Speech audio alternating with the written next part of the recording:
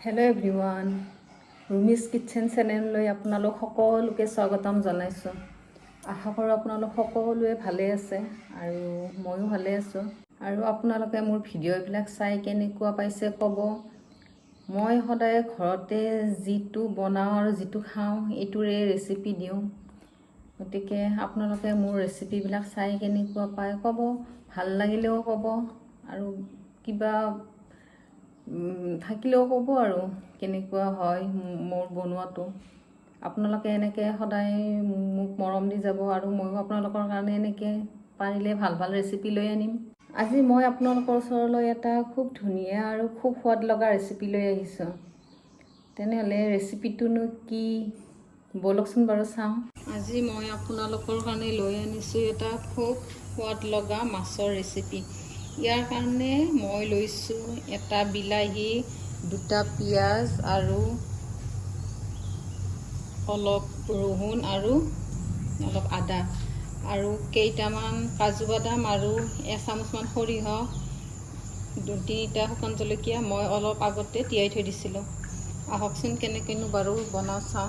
এইখিনি এতিয়া মই এটা পেষ্ট বনাই ল'ম।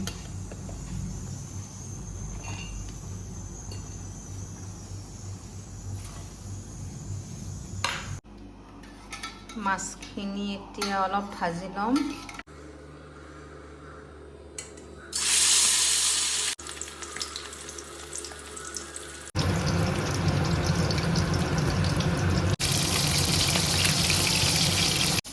মাছখিনি ভালদৰে ফ্ৰাই কৰি এতিয়া উঠাই লৈছোঁ। মাছ ভজা কেৰাহীটোতে আকৌ অকণমান তেল দি দিছোঁ। এতিয়া অকণমান কালজিৰা আৰু এটা শুকান জলকীয়া দি দিছোঁ। এতিয়া ইয়াত পেষ্টখিনি ঢালি দিছোঁ। এইখিনি এতিয়া খুব সুন্দৰকৈ ভাজি ল'ব লাগিব। মছলাখিনি খুব ভালকৈ ভাজিব লাগিব।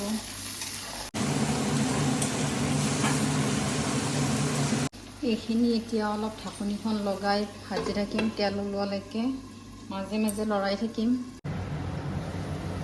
ইয়াৰ পৰা ইমান ধুনীয়াকৈ তেল ওলাইছে।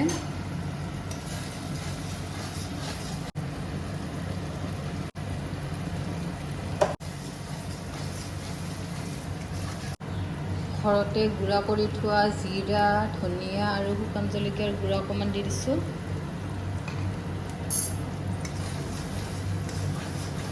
কেইটামান কণবিলাহী দি দিছোঁ ঘৰৰে। এইখন মাছৰ তৰকাৰী আচলতে খাবলৈ খুব সোৱাদ লগা হয়। আপোনালোকে এবাৰ বনাই খাই চাব। মছলাটো ভালদৰে ভজা গ'লেহে আচলতে গ্ৰেভিটো খাবলৈ খুব টেষ্টি হয়। আপোনালোকে মোৰ ভিডিঅ'বিলাক চাই কেনেকুৱা পাইছে জনাব আৰু ভাল লাগিলে লাইক আৰু কমেণ্ট এটা কৰি ক'ব। এতিয়া ইয়াত পানী দি দিলোঁ।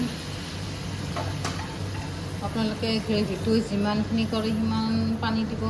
মই এইখিনিয়ে দিছোঁ আৰু ইমান ধুনীয়াকৈ উতল আহিছে আৰু এতিয়া মই ইয়াত মাছখিনি দি দিম।